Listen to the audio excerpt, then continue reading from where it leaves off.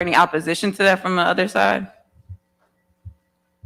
I don't have any opposition, but is that going to be enough if those people, I guess it depends on the process of how we determine who's in those focus groups, because there may be people in the community that feel the importance of weighing in or at least being involved in some way. So either a combination or how those focus groups are chosen, or, I mean, I've set through the strategic plan the year when we were proposing, or Dr. McIntyre was looking into year-round school.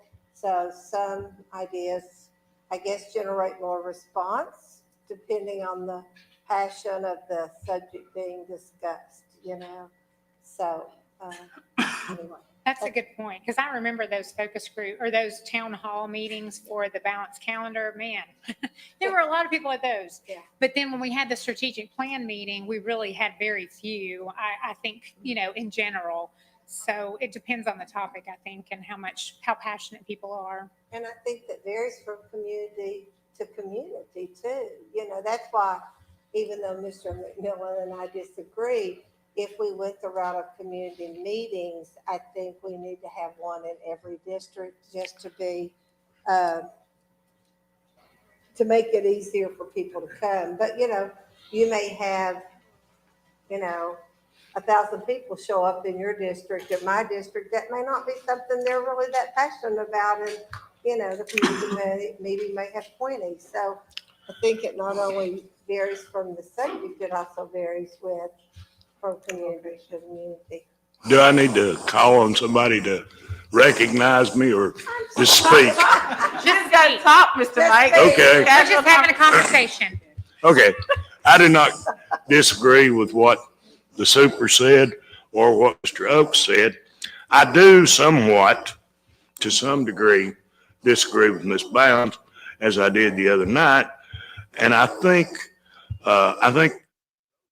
ideas of having focus groups, but I think we could, now in some districts, we may have to just have one in the district. But in some of these areas, I think we could have sector plans and accomplish the same thing, as long as we notified people and had people there to accommodate them. I mean, I see no reason why you couldn't have, Russ mentioned something about 15 people, I believe.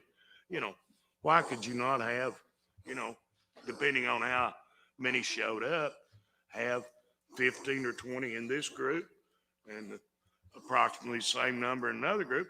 You could have 3 or 4 groups and then come back together for a final, presentation. And that would accomplish the same thing, I think.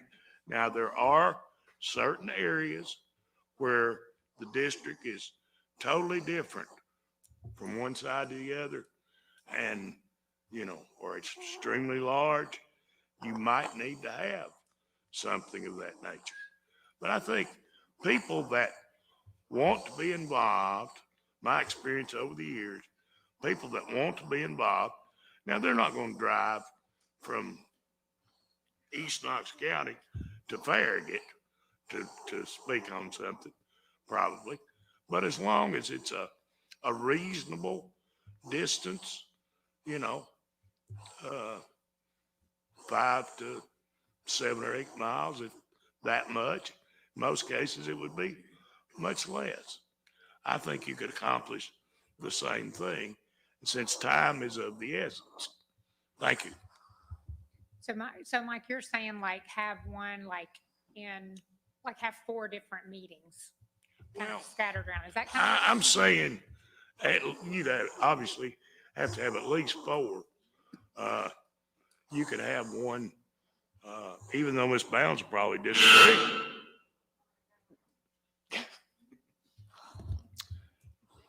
disagree. I would think you could have a north plan, and anybody that was interested in the Fountain City Central, Halls, Mhm. Powell, probably Gibbs. Because that, all, there are roads that lead into that area. So I could see possibly one there, you know. Now, you know, we certainly need to consider what people think in their individual districts. That doesn't mean that we have to abide by it, but everybody needs to have a say about it. Thank you. Yeah, I would agree. And the focus groups are great, but I think a lot of times people feel excluded from the process if they're not in one of those groups. I mean, you hear that all the time. Well, I wasn't asked. So, if we have focus groups, I also think we need to have town halls. Maybe not necessarily in every district. We could do it kind of regional, just to give the community a chance to voice concerns and input. I agree with that. I think it should be anybody in the community that wishes to come. And if they didn't want to be in a focus group, that would be fine. But I think we should have somebody there to, lead some type of discussion. If they had something to say, let them say it, no matter what it was. And that way everybody would feel involved. I think that there's many tools to get at community engagement and community input. And we've talked about some focus groups, community gatherings. There's surveys, there's other mechanisms. And I would advocate for a multi-pronged strategy. I think we need to have some targeted focus groups, but I also think we need to provide an opportunity to gather larger groups of the community. To me, though, the most important part of doing all that is no matter what the methodology, whether it's a survey or the focus group or a community gathering or another strategy, there's got to be a group that is helping determine the right questions to the right audiences. That's also determining how we're going to gather this information and synthesize this information to where it doesn't become just a conversation that doesn't get to matriculate up to some action. And so to me, the particular ways that we engage the community is important, but to me, what we're actually asking and how we're capturing that information and how we're synthesizing that information is probably even more important. But I would advocate strongly for a multi-pronged approach that involves things like focus groups, community gatherings, certainly some surveys and some others, because part of that too is we know that some people aren't ever going to drive to a meeting because they might have limitations for driving to a meeting. So they might need to be asked in a different way. And so I think we need to be thoughtful about that and not just provide one opportunity that might fit the capacities or the abilities of one particular group or subset to engage in the conversation. The other thing that I would say is if we're talking about doing community gatherings, I've given a lot of thought about this over the last 2 weeks. I don't know that I would be real strict about doing one community meeting in each district. One of the reasons why I think that's important is because I think part of what needs to happen is the community needs to hear from each other on these issues. And if you're just having a very specific targeted conversation with this one segment of the community, then you don't get the opportunity to hear from the other disparate group to be able to elevate what the community seems to be feeling as a whole about this. We do too much of that in our society right now where we're only hearing from people who sound a lot like us. And so I would want to make sure that whatever kind of community gatherings that we have, there's an opportunity for people to hear from each other in a meaningful, constructive way that is facilitated. And so again, I would advocate that no matter what methods we use to gather the community, that there's a collective, there's a group who's managing that process and thinking about it as one thing and not separate things that end up getting thrown into the bucket later at the end. Mr. Watson, Yes. could I ask you a couple of questions? Obviously, you've spent a great deal of time thinking about this. If you were going to have a community meeting, Yep. Let's say we have the first one in your district area or whatever, where would you choose to have it? And how would you go about it? Yeah. I mean, I think a natural place for us to try to do them is in schools. We already have access to those facilities. I don't necessarily know if I have a particular school in mind, but instead of trying to do 9 separate individual ones, I think what I would do is try to do them. Driving and access is an issue. And so I think we do have to think about doing them regionally. So maybe there's 4 of them, that are spread Well, across. I asked you a specific question. I'm answering the question. Well, no, you're not. Because I said, where would you have it? You said in school. That's Name an a answer. school. That's an answer to the question. Name a school that if you were going to have one next week in your district, So in my district, I would probably do it at Bearden High School, but at Bearden High School, yeah. would that encompass the largest number, you think, of people in your district? Mike, I haven't studied where we can fit the most people. We're not there yet. What do you think? Thousands of people are going to be there? Mike, I'm not sure what you're digging at with me. Well, I I'm didn't- not digging at you, Daniel. I'm just trying to establish, you brought this matter up and I thought you'd studied it a lot. I'm trying to establish where and what you want to do. Mike, That's all I'm Mike, trying to do. Mike, I feel like I've answered your question. You would have it at Bearden, and how would you go about inviting people? What about people in other parts of the district, of your district? Mike, we're not here to determine how we're going to invite people. I'm not going to waste 30 minutes. You didn't like the plan that I put in my resolution. No, I okay? didn't. Right. So Okay. so don't ask me to get to the specifics and the detail about that when we're not there yet. We're talking larger picture. Well, when do you think we're going to get there? I'm pretty certain, Before Mike, the if end you of the keep day. asking questions like this, we're not going to get there.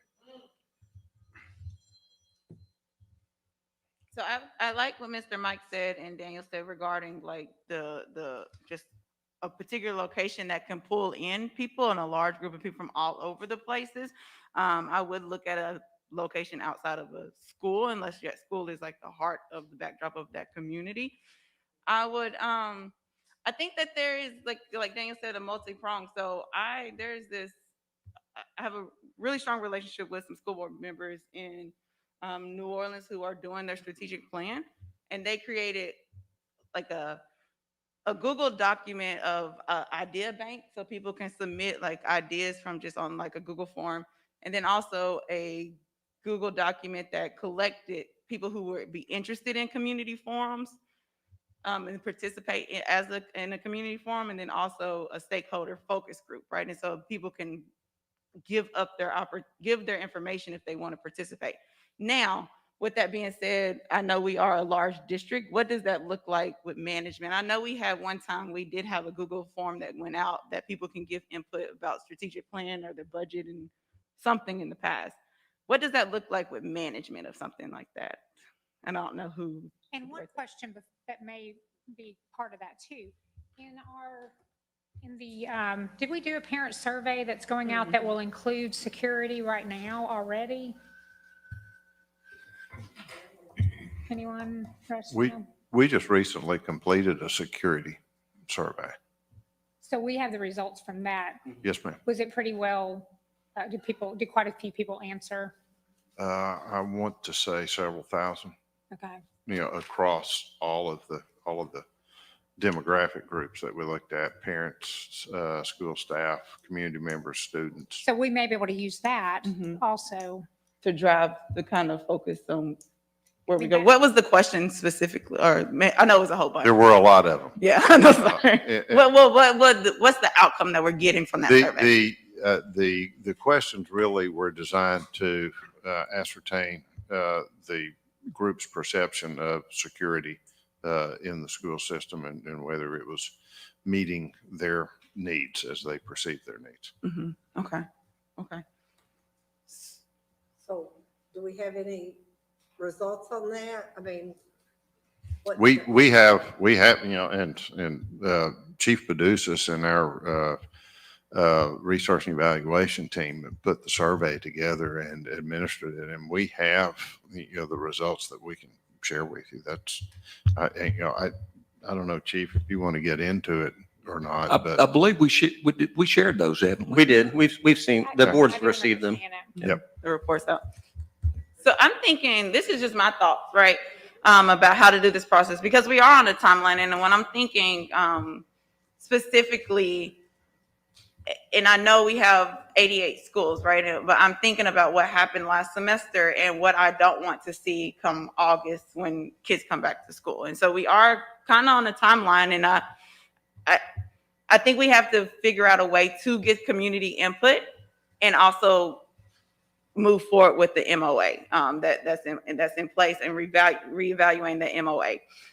So what I'm thinking, feel free to, add to this or push back on it, is that we do send out like an idea bank Google form type information and let people give their suggestions via an online platform of like, this is what I think represent my district, and we can have them identify what district they're from, and then answer, and it can just be open response, right?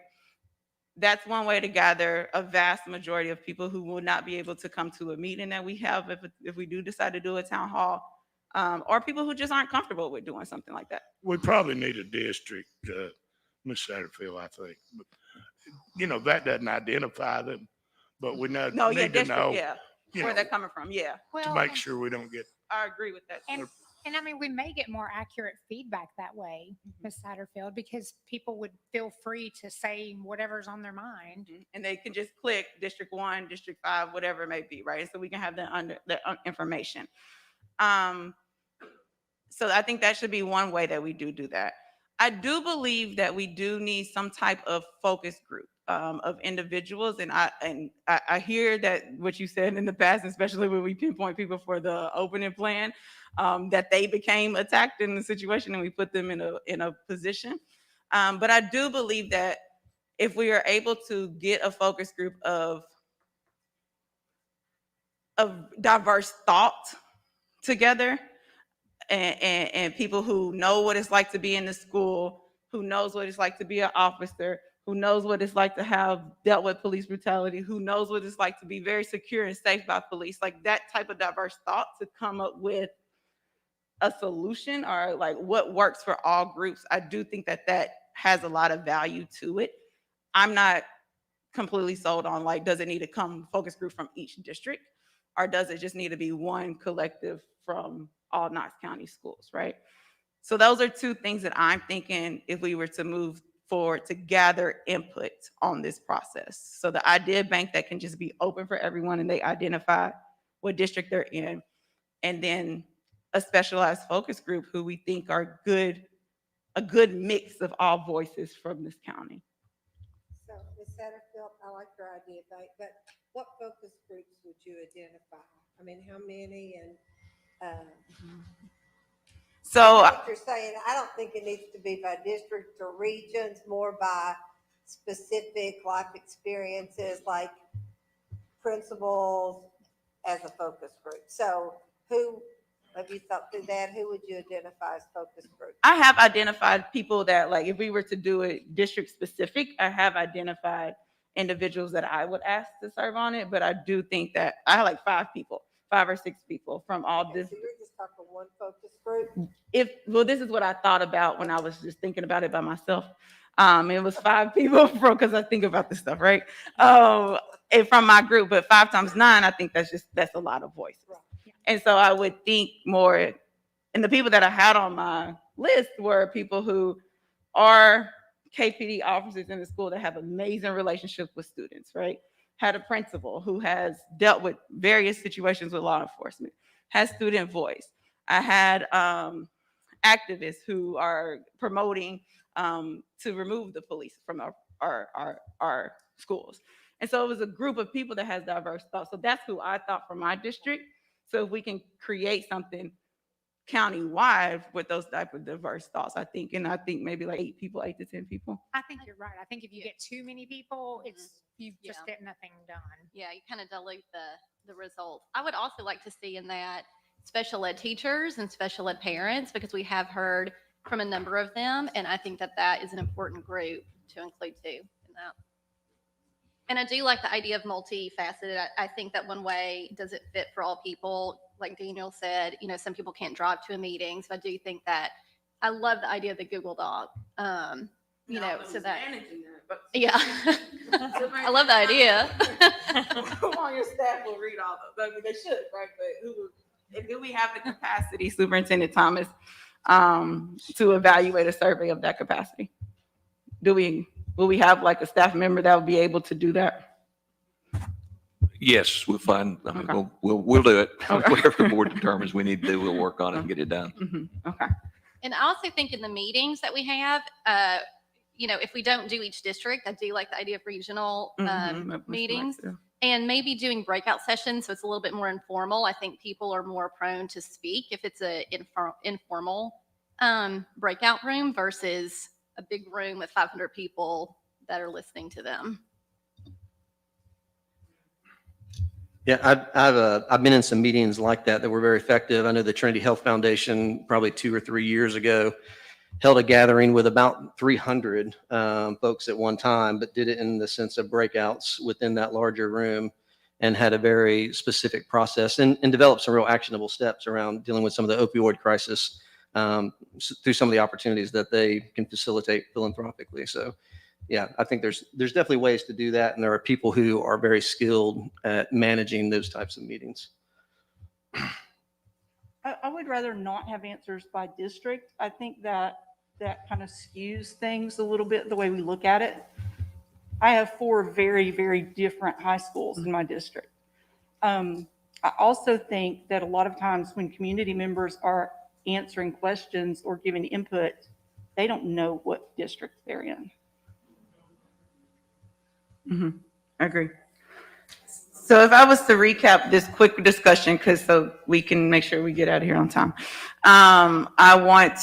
This is what was presented to the table. So a Google Bank to collect ideas from all over the district. And like Mr. Mike said, indicate what district they're in. And so we can probably add on that Google form. If you don't know your district, click this link and find your district. You need to know.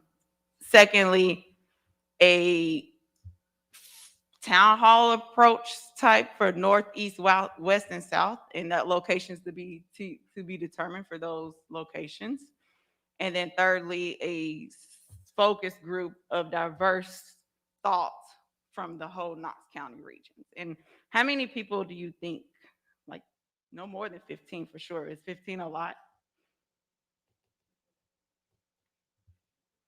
I was thinking 10 or 12. 10 or 12? I'm sorry. For the focus group, like if we did a focus group from individual people so a special ed advocate, when it comes to police, KPD advocate, those different advocates that have the different plans to get their intake of what it means to work together. I'd stay to a dozen or less. Dozen or less? Because I think Betsy mentioned that, if you get too many, why, it kind of, you'll have 1 or 2 people that will dominate the conversation. I like that. Okay, so from those 3 things that were listed, what are the unintended consequences, so to say? We don't know. What can we predict? That's a good question. I like that question. An important question. So the focus group, do you envision that being just a private meeting that is had so that people can speak freely in that meeting? I think, Gary, this is where you come in, but I also want to protect the people that we suggest because people be assaulted and attacked when they were asked to do us a favor. Right. So Gary, can that be a private selection type thing, or what do you feel? So you're talking about a focus group that would be talking about ideas for a new MOA, correct? In my mind, it's like a focus group that could put an MOA together, and this is how it works from all entities, all sides. I think there's a little, and I think you might be going here too, Gary, is that that's typically not what a focus group is. That's more of a task force. Okay, task force. Okay. Yeah, so a focus group would be More typically built ideas. around affinity. So you Got might it. have a Right. group of 10 people from the special needs population. Got you. No, that- I'm not talking about Right. that then. Okay, So, so I may be confused because I was thinking Yeah. you were talking about more of ideas, but you're talking about like hands-on Yep. paper, like words to paper MOA. About what would make sense and combine that, well, not necessarily that, right? But what would make sense from a group of diverse thoughts that are experienced in this, because I'm who's experienced in this work and have had real life situations with what we're dealing with now, because their voices are going to be stronger than someone that doesn't have any experience with anything. And so that focus group, whatever that group, They would have access to this information that we're gathering Yes. from community yes. to help inform. There we So- go, so- Daniel, yes. So they're synthesizing and they're elevating the themes and the thoughts that we're that hearing came from the different community. stakeholder So groups. Give that to them to say, how do you mold this into an MOA? Yeah, or how do you, maybe they're not molding it, but maybe they're the elevating, here's what we're hearing, here's the recommendations. This seems to be what's consistent. I think that would be more, that's kind of what I had in mind, was just to bring out issues. I wasn't really thinking about it as like they would create the MOA, but just that they would gather more concrete ideas. Yeah, but I do think, going back to what you first said, I do think we actually do need focus groups. And I think having a focus group of, 10 to 12 special needs parents, 10 to 12 BIPOC parents, 10 to, what I mean? I think that, So I challenge that thought only because of the timeline we're in. And so could we well, that's one of the things we got to encourage- decide, though, is the timeline. I don't think there's any agreement about when a to sense get of, it done? I don't think there's an agreed upon sense of urgency in terms, at the last board meeting, Yeah. even some folks said, let's not be rushed by it. So I think we do need to, that is a conversation we need to have, is around timing. Because I wonder if we could encourage entities like the people that have the similar thought in mind to encourage that for them to organize among themselves. And we got that email from 1,000 signatures of what they want, right? And so if you're really passionate about your stance on anything, organize within the community and use it within the platforms that we've put out for you to give that information. That's what I was thinking versus those focus groups. So that's my take. What would you call that though? That group? It's not focus group. How would you refer to that? I guess because if you're talking about the decision, like the people that are going to make decisions. Well, I don't know if we don't know who that is yet, because the decision players are the people that the sheriff and the Right. chief. So Mhm. that's kind of what my thought is. We're like, not there yet. Okay, so this, I mean, I think it is a focus group. I mean, I think, to me, a focus group is gathering, it's more thoughts and concepts. And so, I mean, to me, it makes sense to call it a focus group. From what you're describing, this focus group would have to be public. And much of this process would have to be public. For instance, this Google Doc and this survey that you're talking about, that would be open to the public. Whatever people submitted online would then become a public document, which could be subject to redaction for private information, but still open to the public. And if you're having community meetings and you're breaking out into smaller groups, then whatever's synthesized, right? Whatever's written down as minutes or notes or what have you from those meetings would then be public as well. To me, Oh, I'm sorry. Go ahead. sorry. To me, I would call it a citizen advisory panel. Oh, look at What that it fancy title. Seems like to me. Yeah. Yeah. Yeah. Get it In I the, like it though. I like it a Advisory lot. council. yeah, I agree. I think that's a good title for that, Betsy. So in a traditional focus group outside of a board of education context, you would protect the identity of those people. That's the whole reason why you have a focus group, so they can elevate some things they might not do in another space. Is there a way to have a focus group and the results of that focus group in terms of what they actually said be public, but the identities of those folks to be hidden in the sense so they can be more free to say certain things? Chris has something to say. Along the line of what Daniel was saying, we've been talking about focus groups, and Bob, throw something at me if I get out of my lane, please, sir. But 8 or 10 years ago, we went through a focus group process on one projects that we were working, and it was facilitated by a team from Brown University. We had a grant, and they came in and pulled it together and worked it for us. And when we look at it, when we talk about focus groups, we're not talking about a focus group. We're talking about many focus groups. We could be talking about 30 or 40 or 50 focus groups of 10 or 15 people that have to be facilitated, that generally talk about the same type things. And then the information is gathered and fed back and rolled up and synthesized by the entity that is facilitating the focus groups. Right. And, so if we get that back, and then what you do with that, and then if you're going to gather several, and it would really be good if REA were here, because they know more about this than I do. I just slept at a Holiday Inn Express. But if, so we do the focus groups, you want to do a survey or something survey-like to gather information for that. But as you build the focus groups, you don't just show up and participate in a focus group. You're invited to participate in a focus group. So you have to build a pool of potential participants. And then you can reach out and touch them and build your focus group based on what the background of those participants are and what you want to get out of that particular focus group. So really before you do the focus group, you would have to let folks, sort of sign up and say, hey, I'd like to be considered to participate in a focus group or something, and go through that and let them, so you've got some information on them and maybe what their concerns are, what their expertise is, and how they want to participate. That is not a process that you do in a week. It takes a while to build it, to conduct it, and then to synthesize the information and push it back.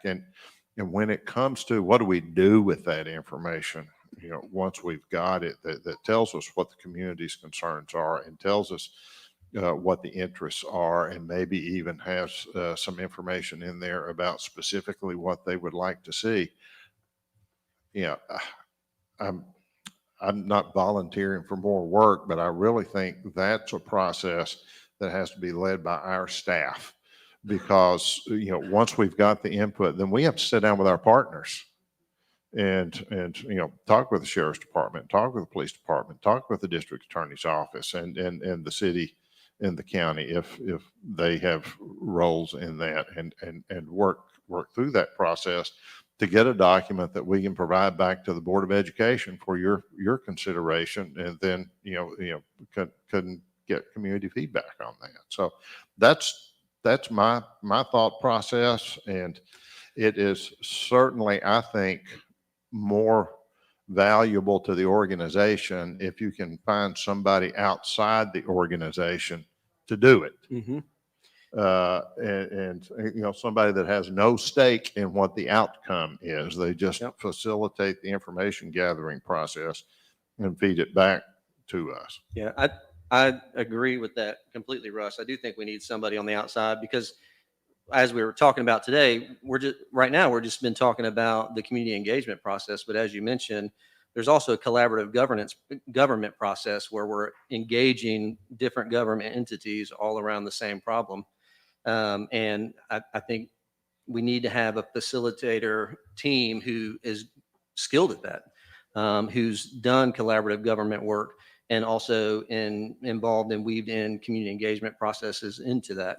And there's some good folks who are doing that type of work within Tennessee that are outside of Knox County. I'm sure there's good ones in Knox County too, but if we're thinking about getting somebody that's at an arm's length, there's certainly some good folks that can do that. And I think it would be worth the funding to bring in somebody who can help manage this process and do it in a way where, like you said, Russ, there's no, they don't have any skin in the game at the end of it. They're just trying to make sure that the process is done with fidelity, and that we get to a good result, which I think is all what we all want to. So I have a question for Russ too. How long do you think that this process would last or should last? The short answer is, I'm not sure. I can tell you, I don't think it's something that you can turn around on a dime. Yeah, Yeah. because Because, oh, for sure. And I think that kind of the concerns of mine are, this deadline we have of June 12th, it's summer. So I don't think you can have a lot of meaningful meetings in the summer months. And then with the timing of a new chief coming on as well, I think there's a lot. well, I think, and I've said that, I don't know if June 12th is the deadline. Right, I Because don't we think that's still have a right. memorandum of agreement in Yeah. place. The other piece of that is we've got a new chief coming on. I would like to have the new chief on as to be a player in this process Absolutely, at some yeah. point, and I would like to have that person on board before Mhm. Gus leaves us and Yeah, and no, I retires. agree. I Uh, agree. So, but I think it's a months long process, Yeah. not a weeks long Oh, I process. completely agree. Because in my mind, when I think of all these pieces, I think, January, to be honest. Potentially, and I used to work for a boss who, when we would go at things, to have it done Mhm. like that, he would look at us and say, guys, if you want it bad, you get it bad. And we want to make sure that we get a good product out of this. And, Yeah, yeah. if we're going to spend the time to do it, let's do it Absolutely. appropriately. And I think having a long-term developed program or plan. I agree with that the quick isn't the answer. I do think there's some quick things we can put in place for when school does come into with the new administration and I mean the new chief of staff coming in. But as in the whole MOA, I do think we need to respect that. And That's it. And well, and the discussion that you're talking about some things that we could do, I think is an operational discussion that goes back to what Gary was talking about at the beginning is that something we need to do, not in a public forum where we compromise those operational decisions. I agree. I want to catch Board Member Bab up real quick so she can know. Thank you. And I have to apologize. No. I'm very, very sorry that I'm late. We're good. This is, good. Casual meeting. So we talked about just how the process, Gary made it clear that we are only talking about the process of gathering information about how to get community input. That's what we're talking about. We're not talking about what the outcome should be. We're just talking about the process. Great ideas have been shared. We talked about creating maybe a Google Doc for a bank idea to where you can just put it out in the resource online that people can give their ideas of what they think schools should look like when it comes to school security. We talked about, Mr. Mike talked about making sure that we have the indication of what district they're from so we can hear voices from different districts. So the only identifier on there would be District 1, this is my idea. District 9, this is my idea. We then moved on to talk about potential town hall meetings. Not necessarily, we had a little discussion, do we do one in each district or do we do just 4 in each region? And really identifying that neutral location for each region. So north, south, east, and west, to where you can have diverse thought in the same building versus going, Board Member Owens mentioned that going to just one district, it might not capture, or somebody, I don't know, somebody. Daniel, it's important for your district to hear how my district feels, right? Or even in one district, you have various different thoughts. So just having 4 locations, north, east, west, south, versus 9 different locations. And then we came up with the Citizen Advisory Council, and that is someone that we're looking to, if I'm hearing this right, what we talked about, out of all that information from the Google form, the town hall, this group is a group of diverse thought. So your special education advocates, the people that are KPD advocates, Sheriff Department advocates, people who are get them completely out of our school advocates, whatever it may be, are working on and synthesizing that data that we received to then report back as in this is how we would work all together. It's a recommendation. And we said maybe about 12 people on there. Did I capture that right? Yeah, you did great. You nailed it.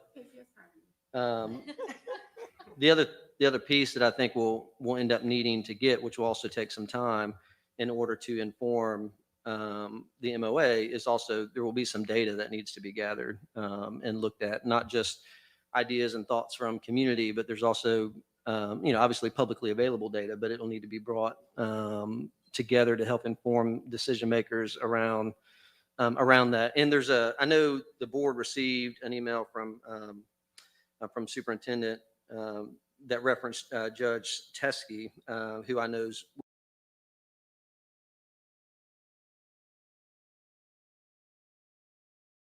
was engaged peripherally in this back in 2019. And he's developed with the School Justice Partnership a guide for developing a memorandum of understanding for school justice partnership. So I think it's important to note, I mean, as I look through this, it's a little bit different than what we're doing. And what we're doing is addressing an MOA specifically between multiple law enforcement agencies in our schools. But there is a bit of a framework that he's outlined for this type of work. And I think no matter how far we get in this meeting today as a collective, there will need to be a smaller group of folks that put pen to paper and outline the actual process that we're going to use. And I'm not saying it shouldn't come back for agreement, but I don't know that we're going to get to a final process in a setting like this, just from an efficiency standpoint. So. Just for the sake of this meeting will be, okay, what do we put out there to start? Yeah, where the ideas to move on. Yeah. Thank you. I appreciate y'all catching me up. Yeah, and I guess to that, when you actually get to the point of the MOA, I think we have to be careful not to micromanage too much, to let the experts deal with that, because Russ and whoever the chief is will already have those relationships. So I feel like that as a board, we're employing the superintendent to take on doing that work and that he would delegate it. So I think we have to be careful not to try to micromanage too much. Yeah, all I see, oh, go ahead, bro.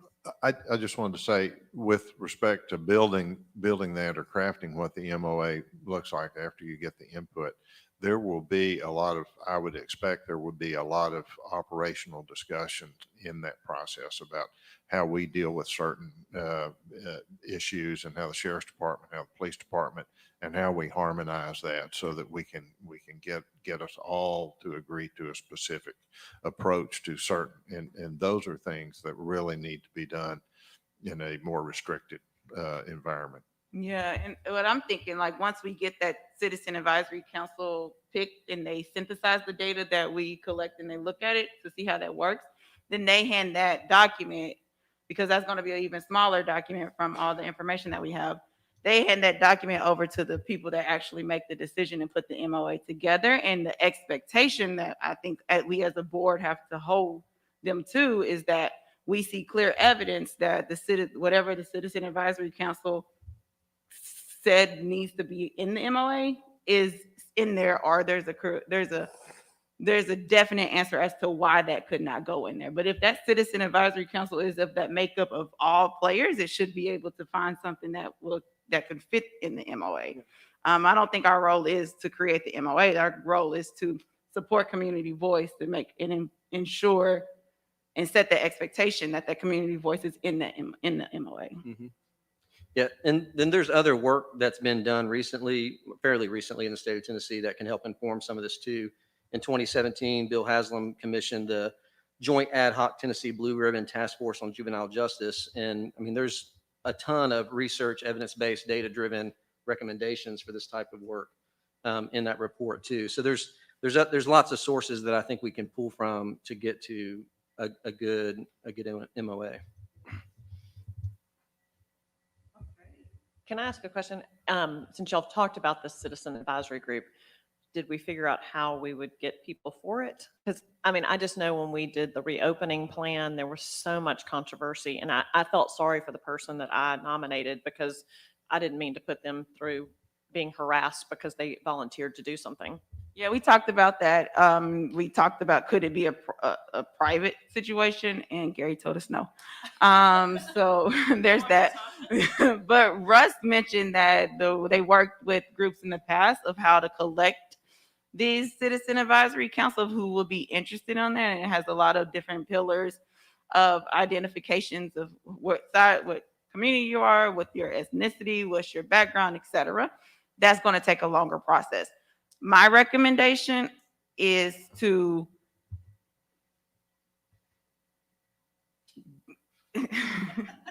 tell me. Yeah, no, I have one. I mean, my mind is right. But if my recommendation is to, be completely honest and transparent and say, hey, I value your voice in our community. I really want you to serve on the Citizen Advisory Council. What comes with that? You might be ridiculed. You will get harassed. You will have this situation. But if you can get through the process, I still value your voice. And I want your voice to represent this district or whoever it might be. It might be 2 or 3 people from the same district because we recommended 12 people on that council. So And do we see a process for people self-nominating themselves for it? that could be an option. I don't know. I wouldn't want to nominate anybody for it. Who If would you wanna can't do get that? somebody to nominate you, we don't want you, I don't think. Yeah. You know.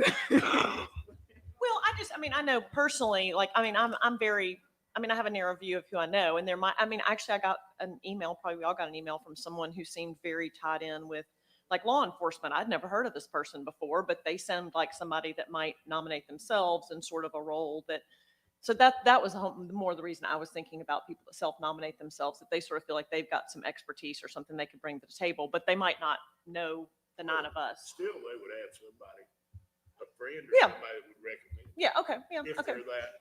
Yeah, I see what you're saying, like somebody else could nominate them. Yeah. So that could I be. just didn't want it to be all us, because literally my knowledge of who to put on there would be very narrow. Yeah, that's true. That could be one of like if we do take the Google Doc approach to get the idea, that can be a form to say, are you interested in serving on this Citizen Advisory Council? And then those parameters that we create of who we want that. So I think more importantly right now should be the conversation of who are those 12 people, not the person, not Susan, but what do they represent for that council? Yeah, what's the level of expertise? And then we can label that and get the Google. I don't know how that works. And someone that has done this process can understand the holes that might exist throughout that. I'm sure there are some, but that's what I'm thinking. I think it might be worth consideration to look at potentially stakeholder groups to help staff that, whether that be a student, parent, teachers, administrators, law enforcement, civil rights organizations, instead of just thinking geographically, but think about it in terms of the lens of stakeholder. And also, I want to continue to center student voice in this conversation. And I think whatever we end up doing around engaging community, the way you access and try to gain information from students is very different than adults. And so I think we need to be really intentional about how we try to the strategy in which we try to engage and hear from students in this process, because it will look different than a town hall meeting where, adults are used to that format where students might not be. So. Yeah, I completely agree with that. I think that we need to engage community, adult members of the community, but also students at middle school and high school level. So let's talk about that real quick because I want to leave it brief. And so let's think of the 12 stakeholders. Who would be on the Citizen Advisory Council? So first and foremost, students, right? Who would be, that would be an indicator on the Google form. Are you a student? You click that type thing, right? And we will have to have identification to verify that that's what they. And I totally want to hear from student voices, but I don't think one student is going to be very representative of Knox County, because I do think we all realize, we represent such different areas of town, and what is going on in our schools is very different. I think what has happened in East Knoxville and Austin East, there is a voice that needs to be heard from students. But then I think that's probably a very different student voice you would hear from out in Farragut or Powell or South Doyle, so that's where I sort of. It's almost as if student groups need to be its own entity. Yeah, that's what I was thinking. Go ahead, Ms. Owen. I'm sorry. I was going to say, I think what we're talking about right now is more focus group. And the citizen advisory group that you're talking about is more of an oversight committee. So, it depends on what we want from those. For feedback, I think that's going to come more readily from focus groups. And you could have focus groups of, a huge number of students if you wanted to, or you could have representatives from each school, or you could have representatives from several areas. There could be several student focus groups. There could be a principal focus group. It could be a lot like the discipline plan that was created. and then the citizen committee to ensure that the information that is put out is the information that was brought in. So who, yes, and who would you say, who are those, if we were stick with the number 12, who are those individuals on the Citizen Advisory Council? I mean, I'll throw out some ideas because I think people tend to filter information through their own lens. I mean, they're going to tend to elevate the things they hear from community, through their own lens perspective. So I definitely think we have to have a parent representation. I mean, of course, a parent's going to have a job and then all that kind of stuff, but I think specifically parents, I think we need to have teacher representation on that, administrators. I think we need to have somebody from the special needs community on that, civil rights organizations. I mean, those are at least 5 that I think we need to make, or 6 that we're considering. So, Ms. Satterfield, if I may. So, and I may be able to just clarify and shed a little bit of light on this. I think what you all are talking about right now is the public in general and gathering information and then synthesizing it and getting it ready to at some point adopt into a plan. But the same law that I referenced earlier, the SAVE Act, the state law, it also talks about part of the process. And it says that once you get to the point where you're talking about more specifics and more of exactly what you want in the plan, the director of schools has the duty to appoint a school safety team for the district. And that shall include, but not be limited to, representatives of the school board, representatives of student, teacher, and administrator and parent organizations, and school personnel, including school safety personnel. So that law says that those people have to be included in that particular team, but others could be included as well. So it's almost as if we're not at that point yet, because that does seem like something that could fall under superintendent's directive to kind of organize that group. We have ideas, but okay, yeah. yeah, I think definitely the superintendent nominating them. I think the sooner that they are identified, the better, in that they can decide how to be engaged in the rest of the process, whether or not they want to attend a meeting or, you know what I'm saying? Not that they would be in every focus group, but instead of just coming on the back end and not having paid attention to what's been happening, that they're cued into, oh, I'm going to be paying attention to what else is happening over the next few months, because at some point I'm going to be activated. Yeah, that's true.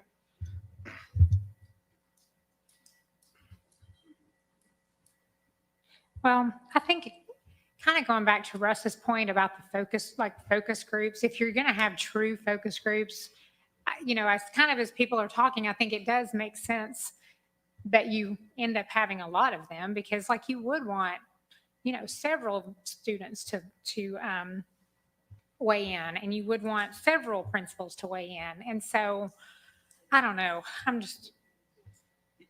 But you can also conduct them at the same time, meaning you might gather 200 people, but do that in a space where they break out into 20 focus groups. Yeah. And so it doesn't mean that we do one a week for 20 so you weeks. Would just do a town hall. Right. And then they within those break segments. into those focus groups, and you already have people who are trained and are ready to facilitate those and all that stuff there. And you have the mechanism to capture the information. So I'm going to send Terry to send out to the board members the Google Docs, the Google documents that I've been looking at. I apologize for not getting this to you all ahead of time, but it's just a flat out idea bank. Then it's the community forum. They held virtual community forums, and there's identifiers of who you are and what you represent. And then it's 2 times on here when they'll be available, when the groups are going to happen. So you will already know, this is the date, this is the time, this is the moment. Are you available? Are you not available? And there's also a Google form for that, that lays out for the focus groups as well, that we can collect data. And that could be something that our team looks at to modify for KCS, but use this as an example, as a prototype. I really like the idea. I mean, I know I came in late, but about doing the 4 community meetings, but have it be set up with breakout sessions. And I actually know I participated years ago at Austin East, and sort of a similar process, I think, with the DOE thing. And it went really well. Like, I was in one with students, and I mean, it was great feedback. But I mean, I don't think in a community meeting, students and then special ed teachers are necessarily going to give you the same kind of information, but it's got to be very focused questions depending on what kind of group they come from. And I think there are people that know how to do this much better than we do. I mean, I've been a part of these sort of things before, and I've seen some just an amazing information come out of them that, like, I've been in the focus group, maybe even facilitating it. And, they would come up with things that I had never even thought of because they're coming from a different perspective. And all of us, we're all adults now. Some of us had kids in school, some of us worked in schools, but we don't really get the full picture that I think we're looking for. And so I do like the idea of the 4 community meetings, but having them bring people together, then have specific breakout areas that we try to cover. And I think some of these we really are going to have to ask certain people to try to come. Like, I think I would like to hear from some special ed teachers. So I think we really need to ask them to show up. I think we want to hear from principals, and that we can do something like that separate, where we call in like principals to have something. But I mean, if they want to show up to the community group, and it's almost an administrative group that goes off and talks, because I think what the administrators see is very different than what even a special ed teacher sees or what a student sees. I mean, they all have very different perspectives. We're at the end of the day not going to necessarily make every single person happy on what they want.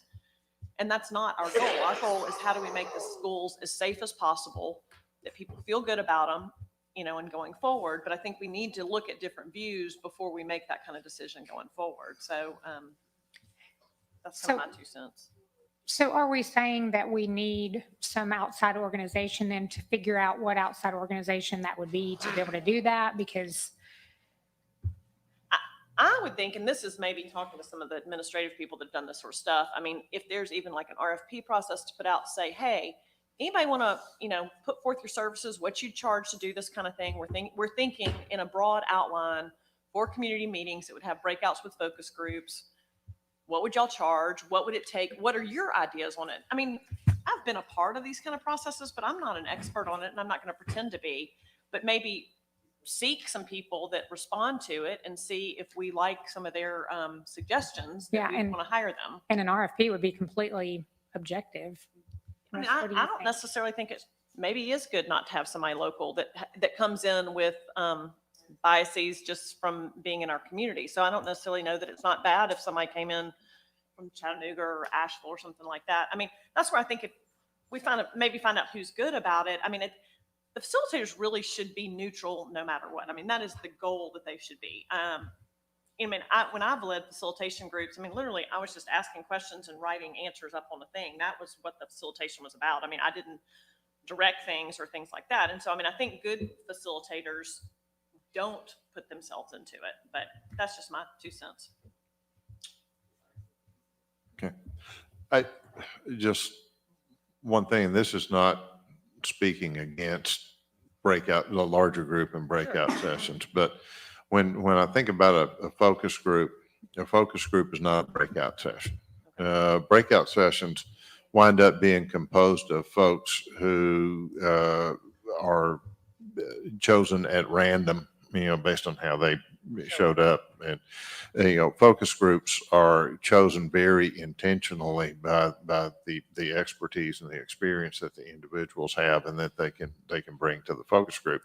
And I think Mr. Watson is right. You can have a lot of focus groups at the same time. They don't even have to be in the same location. You can spread them out around the county. Your limiting factor is going to be how many trained facilitators whoever's doing it has available to them over a given time period. So you could do it, in a couple of weeks, or you could do it over a month, and you could do, 30, 40, 50 of them. It just depends on what your staffing limitation is. And going back to the RFP piece, understand that if we go through procurement and then that is putting a timeline on that where it takes, the RFP has to be on the street a certain amount of time, then it has to come to the board and be approved, and it's a contract too, so it'll have to go across the street. So you're looking at a 3-month process to identify that group. And I'm not saying that's not the way to do it. I'm just saying be be aware that Could- that's what it'll Could take. the board empower the superintendent to identify and hire somebody for this work, or does it have to go through procurement and RFP? Yeah, I guess y'all talk to us a little bit about that process. I mean, I don't really want to wait 3 months to have to do something. I think that is, I mean, I think there needs to be organization. I think there needs to be thought, and I appreciate what you brought to it. And I agree about what you say about really trying to get the right people that we're hearing from. But I don't know what we're able to do as far as doing this. Yeah, and I really like the idea that Ms. Mab, for somebody else coming in and doing and working with us and it being more objective and the transparency and all that's involved. So I think that's a great idea. I don't know, got Gary here and talking about the purchasing process. So is there a way for this to be some type of a professional service or maybe that could cut down on the timeline? So Thank you, Mr. Thomas. Yeah, that's what I was going to say, was that although you can always go the RFP route, and the RFP is a very, very excellent, very tried and true way to go. Since this is a professional service, the board and the superintendent can, elicit some, some bids and some estimates and try to, I would recommend at least 3 or more to try and find, somebody who's not biased and, can give the best service. So yes, that is a possibility.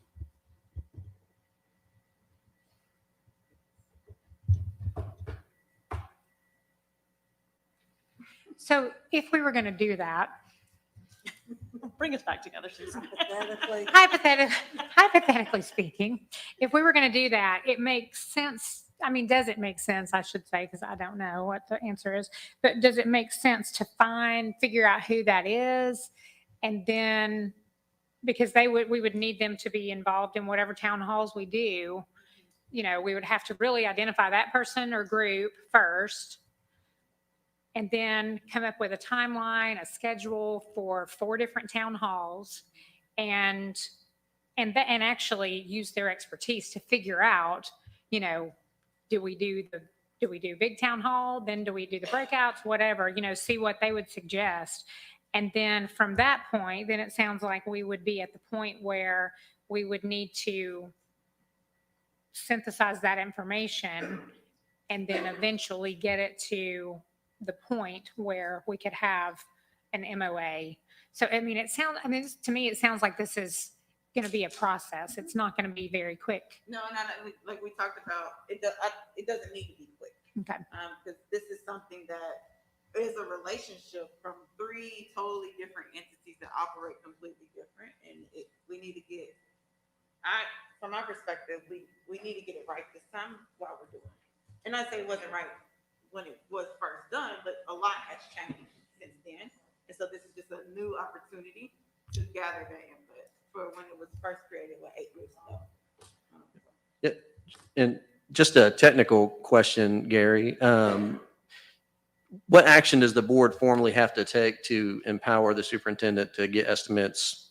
I mean, does he have to bring back somebody and say, hey, do you approve this person? I mean, what?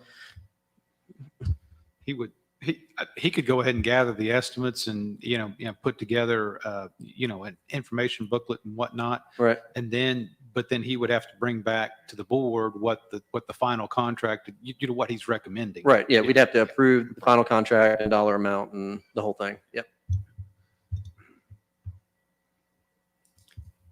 I personally really think that's a great suggestion to our superintendent. Let him try to gather some information or even bids for people that would want to do this kind of service, because I don't want to go too far down the road of us telling them the best way to do this when I don't think any of the 9 of us are that's not any of our expertise. And then we're kind of spending a lot of time spinning our wheels to then have somebody go, really, there's a much better way. There's a more efficient way. And I think that there are people out there that can probably have some really good recommendations for us on how to do the process of this. And they can own the process versus taking from our fully dedicated staff that has a lot of other stuff going on. They can own that process of getting the community inputs and work with KCS exec team to go through our channels, but they are the consultants doing the work. So Yeah, I like that. And while that might be a 3-month process, I think that that probably is the most neutral approach.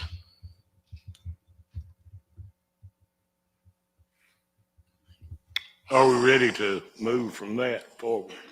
I've got a couple of things that I want to mention, and maybe we're not ready to talk about this based on what Mr. Duper said. I don't know if not, why. Although the KPD is mentioned on the sheet here, do we have any idea? I guess, Bob, you would be the person to answer. Do we have any idea whether the mayor has decided that KPD will participate in the future, or when, or what, or just some general idea? Yeah, yes, sir. Thank you, Mr. McMillan. I talked with Mayor Kincannon this morning, and again, depending on what this board wants, she assured me that she would work with us. So, if it takes more time, specifically, we talked about, I said, what if we're in this review process and we don't have an agreement and school starts?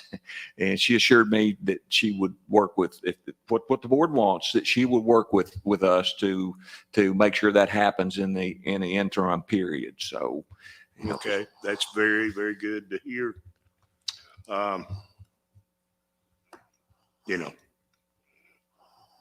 I don't know exactly what we want to do. But I will say this as one board member, since we're talking about law enforcement, I will not personally, as a board member, I will not support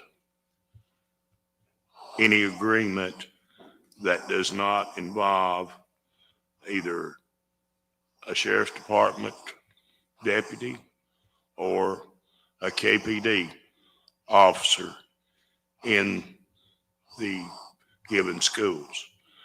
And also, if you have those, you will have firearms that are visible. And I support that. Now, if it's intimidating to some people, I'm sorry, and I might be voted down on something like that. But we're here talking about saving people's lives. I'm more worried about that than I am about whether they're intimidated when they're 14 or 15 or 16 years old. Okay. Now, the other thing I wanted to mention, and I guess we might not even be able to talk about this. I don't know. It might be cost prohibitive. It was sort of mentioned, Daniel sort of mentioned it there at the front end when he was talking about that money that would be available. Mr. McPherson, is there, in your opinion, is there money available that we could do metal walkthrough detectors where the board deemed it necessary or not? I'm not talking about us. I'm talking about outside money. I'm not talking about us putting it in our budget per se, but is there money that we could qualify for, federal money or state money, either one? Probably be more federal money that would be available for us to get some walk-through metal detector.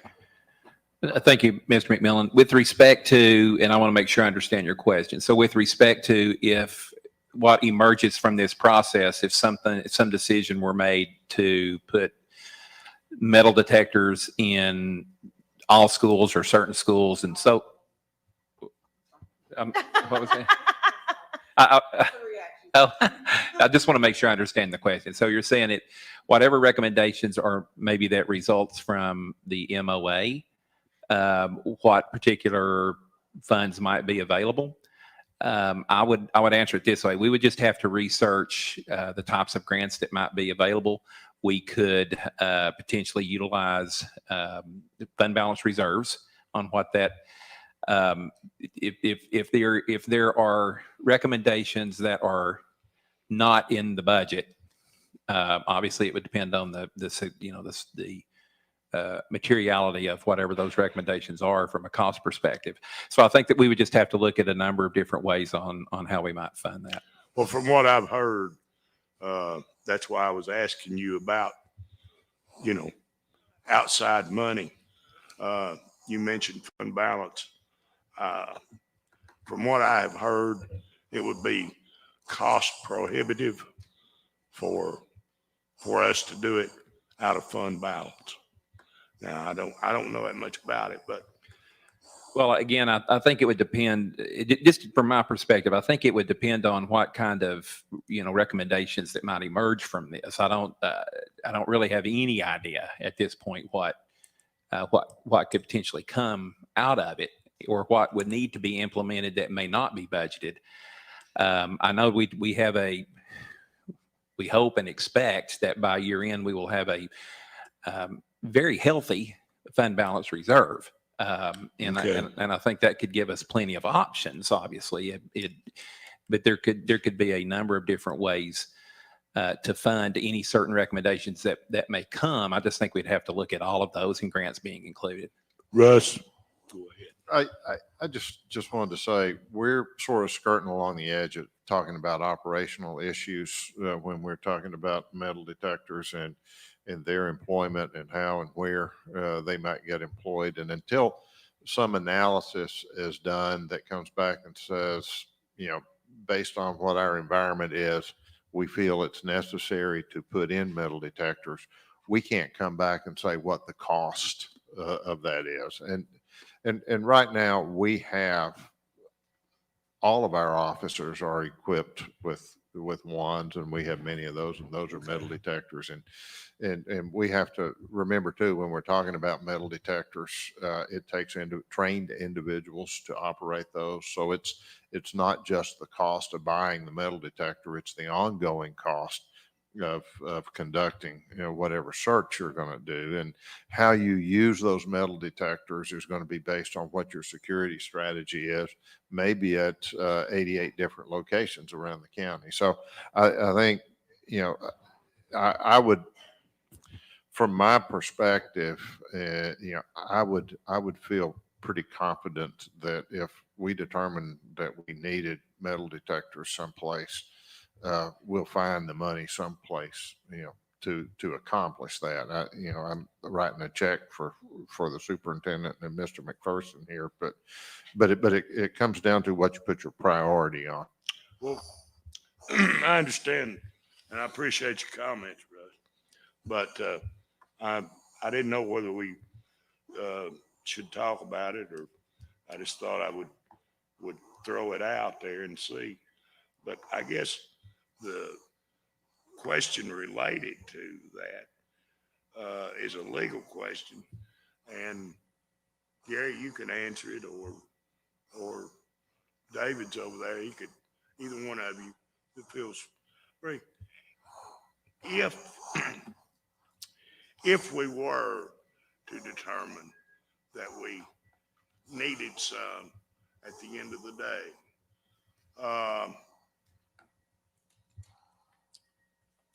could we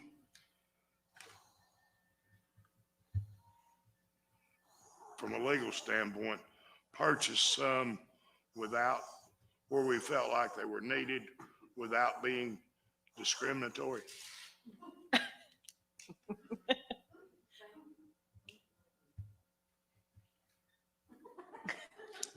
I'm not sure what you mean by. Well, I mean, if we determined I'll just give you an example.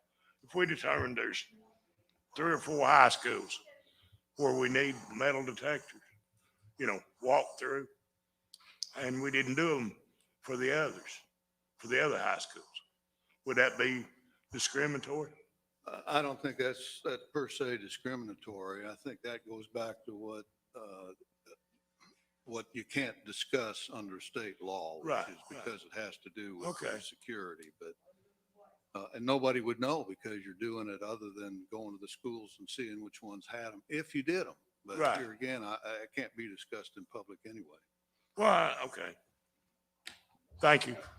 Can I, back to the question, Bob, let me say, I'm glad you and Mayor Kincannon had a conversation as recently as this morning.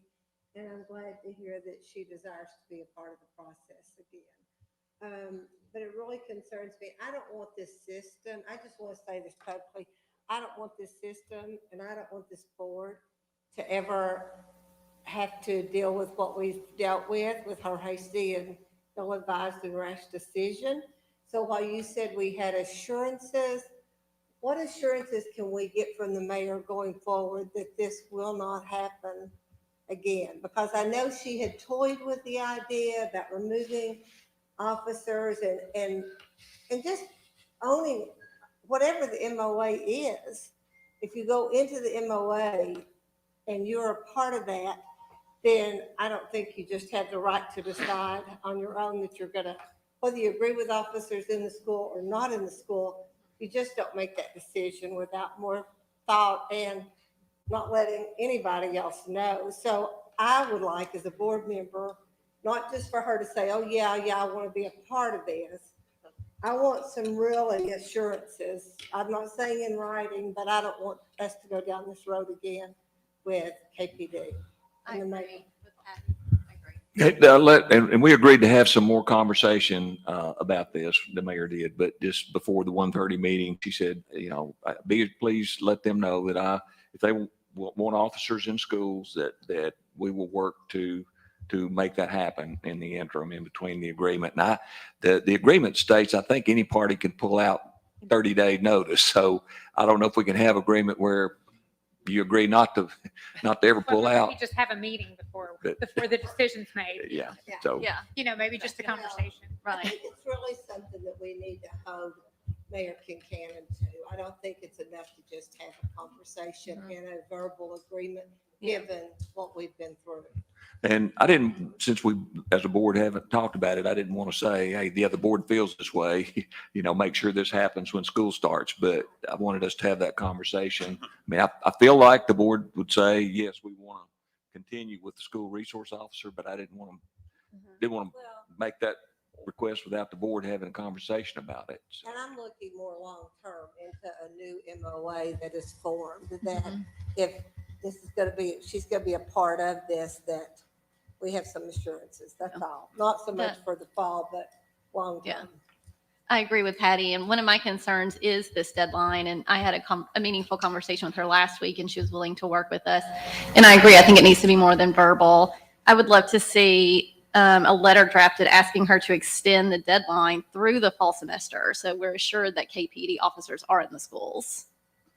Or until a different MOA. I mean, say we drafted something in October, but I do think that would help to kind of have some carryover and some assurances.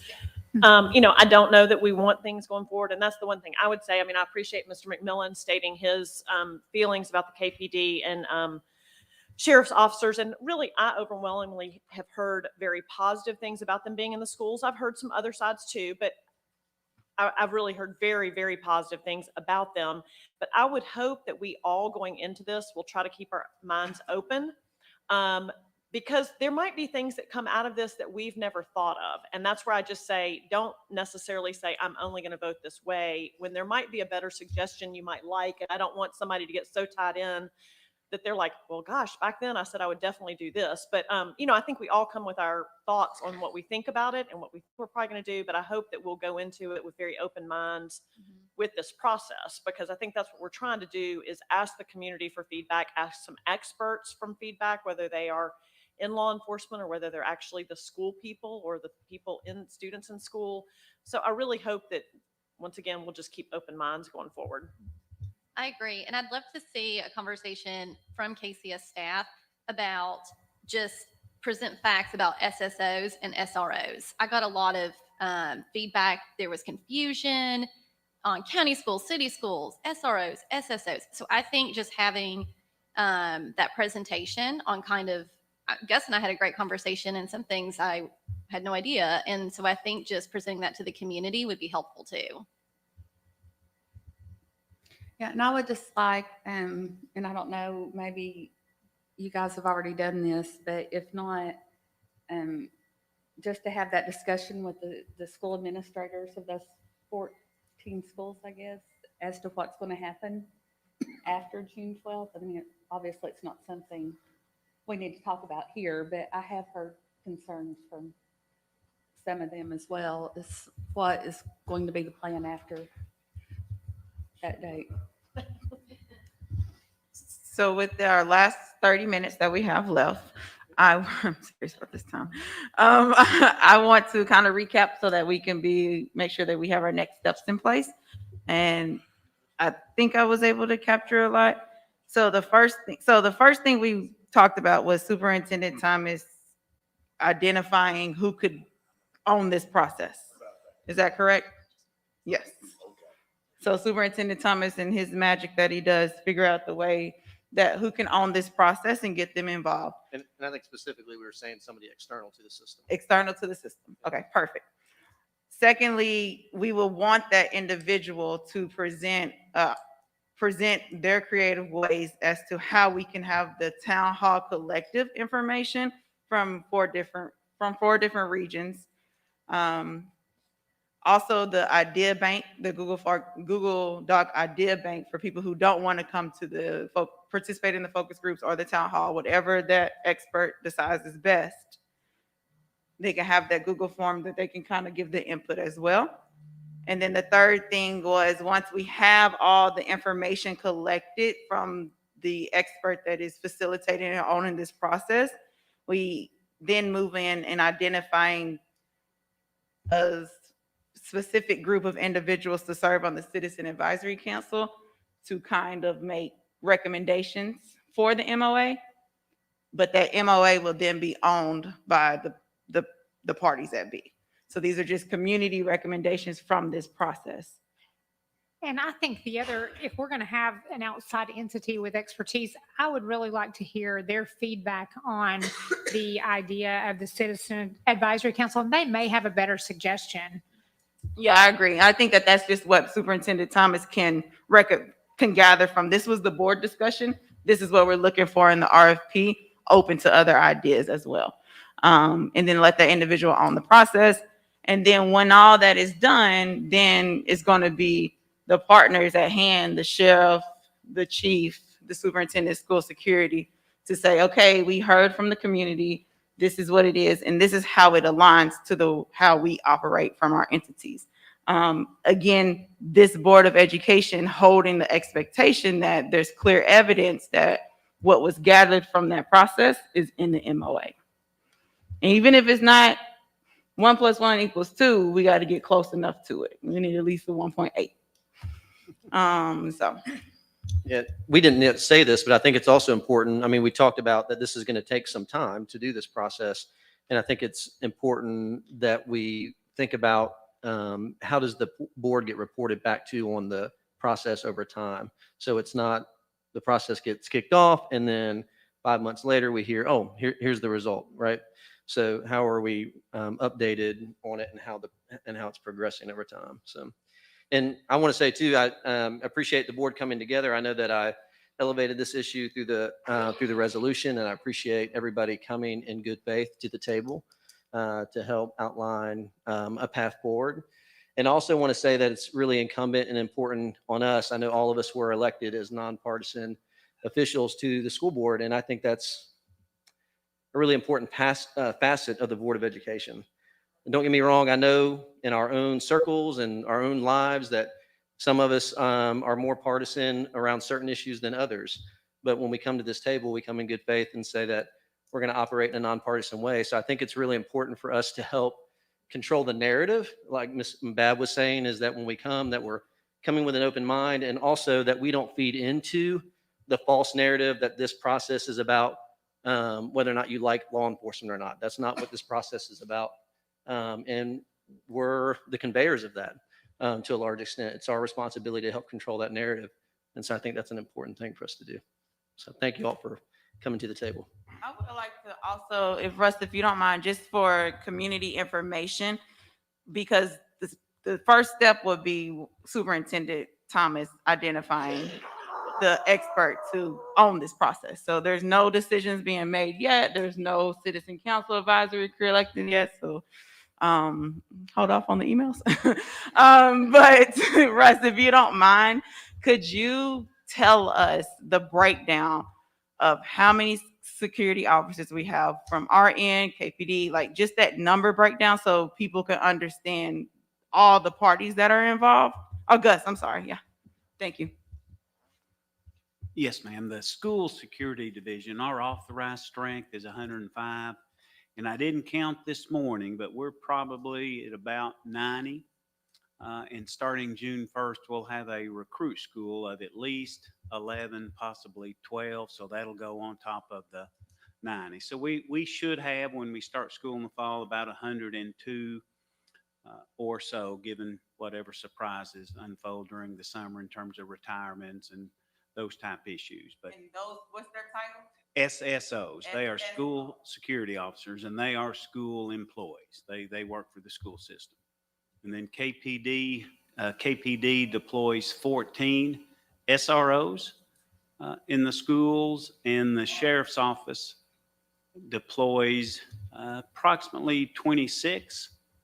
And both of those groups have supervisors attached to those units as well. KPD certainly has a sergeant that supervises the SROs, and I think the sheriff's office has 6 supervisors that supervise their SROs, but they have other duties as well.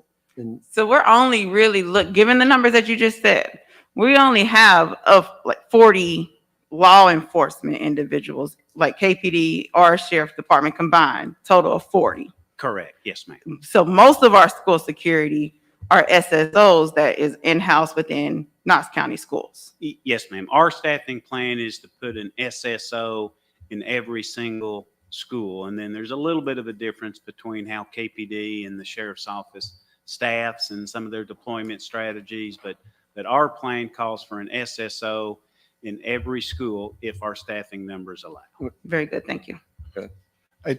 I just wanted to say too, don't be misled by the numbers, because it is very much a joint effort between us and the police department and the sheriff's department at 6 o'clock every morning to make sure that we've got an officer on every campus. And quite frankly, our supervisory structure for our officers leans heavily on us having a sheriff's deputy or a police officer on each campus, because it allows our sergeants the opportunity to leave the campus they're assigned to, because we've got another officer there, and then go and take care of their supervisory duties with their subordinate officers. And Chief, correct me if I'm wrong, I think this is also an important part of clarity, is that our SSOs, our school employees, school security officers, are bonded by the sheriff's department. They're armed, trained, and go to an academy, correct? That is correct. The academy they go to is an academy that we conduct. Now, we get some assistance from KPD and the sheriff's office in terms of instructors, but we conduct it, and a lot of the instructors are now Knox County School Security Division instructors. And that's 10 weeks long, is that correct? It's between 9 and 10 weeks. What we'll do, typically, we've gone to a summertime hiring schedule, and so generally the Tuesday after Memorial Day, which this year is June 1st, we'll start our recruit school, and it will pretty much run right up into the time that our workforce returns to school for the week before school starts back, and they'll train 4 additional days, and then we'll start in the schools on Friday, and then the first half day, I think, is the following Monday. But yes, ma'am, around 9 weeks, just depending on how the calendar falls. Any additional information that you feel is necessary for the public to know as we continue to go through this process? Well, thank you. I do think it's important that, as Russ pointed out, that every morning we get our call-in log at 6 a.m. and that gives us an idea of who's coming to work that day, because we do have a relief factor where we'll have a few officers miss every day for one reason or another. Like any workforce, sometimes folks cannot come to work. And so we get our call-in log at 6. We get a sheriff's department worksheet at 6:30. We get a KPD worksheet shortly after that, and then the chess game begins, where we have to mix and match because they have the same challenges we do. Sometimes their officers can't come to work, and right now it's a tough profession to recruit for. There's just not a lot of people that want to wear a uniform and wear a badge and carry a gun every day. It's just tough times right now. And so all three of the agencies work together. We communicate every day on how to be sure that every school has an armed, uniformed officer. And just so I don't miss the opportunity, we have a wonderful relationship with both KPD and KCSO. We communicate regularly. We train together. We have confidence in one another. And I would tell you, schools are safer with law enforcement officers in them. And so we need our KPD and we need our KCSO partners to accomplish our mission, which is to have an officer in every school. Okay. Thanks for being here, everybody. All right, we'll go from there. It's 3:13. We finished early. There we go. I love it. Any questions before Anybody we got leave? anything? Everybody clear on their tasks and responsibilities? All right. All right. Thank y'all.